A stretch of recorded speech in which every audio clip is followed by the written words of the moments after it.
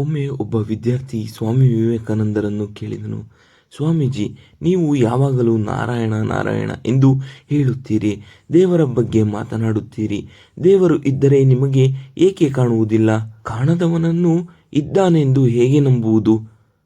ಸ್ವಾಮಿ ವಿವೇಕಾನಂದ ಅವರು ಹೊರಗೆ ಕರೆದುಕೊಂಡು ಹೋಗಿ ತಲೆಯನ್ನೆತ್ತಿ ಆಕಾಶದಲ್ಲಿರುವ ಸೂರ್ಯವನ್ನು ನೋಡು ಎಂದರು. ವಿದ್ಯಾರ್ಥಿ ಸೂರ್ಯನ ಕಡೆ ನೋಡಲು ಪ್ರಯತ್ನಿಸಿದನು. ಆದರೆ ಮಧ್ಯಾಹ್ನದ ಬೆಳಕಿನಿಂದ ಕಣ್ಣುಗಳು ತಡೆಯದೆ ತಕ್ಷಣ ತಲೆ ತಗ್ಗಿಸಿದನು. ಸ್ವಾಮೀಜಿ, ಮಧ್ಯಾಹ್ನದ ಸೂರ್ಯವನ್ನು ನೇರವಾಗಿ ನೋಡಲು ಸಾಧ್ಯವಿಲ್ಲ ಎಂದನು. ಆಗ ವಿವೇಕಾನಂದರು ಮಂದಹಾಸದಿಂದ ಹೇಳಿದರು, ಈ ಸೂರ್ಯನು ಪರಮಾತ್ಮನ ಅಪಾರ ಶಕ್ತಿಯ ಒಂದು ಸಣ್ಣ ಅಂಶ ಮಾತ್ರ. ಈ ಸೂರ್ಯನನ್ನೇ ನೇರವಾಗಿ ನೋಡಲು ಸಾಧ್ಯವಾಗದಿದ್ದರೆ ಸೃಷ್ಟಿಯ ಮೂಲವಾದ ಪರಮಾತ್ಮನನ್ನು ಸಾಮಾನ್ಯ ಕಣ್ಣುಗಳಿಂದ ಹೇಗೆ ಕಾಣಲು ಸಾಧ್ಯ?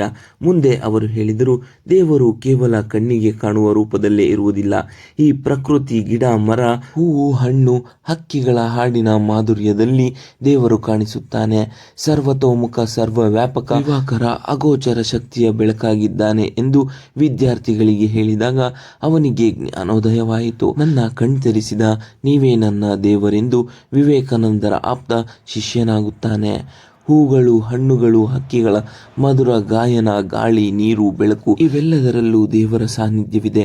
ದೇವರು ಸರ್ವವ್ಯಾಪಿ, ಸರ್ವಶಕ್ತ, ಸರ್ವಾಂತರ್ಯಾಮಿ. ಆತನು ಕಾಣಿಸದಿದ್ದರೂ ತನ್ನ ಸೃಷ್ಟಿಯ ಮೂಲಕ ಸದಾ ಅನುಭವಕ್ಕೆ ಬರುತ್ತಾನೆ.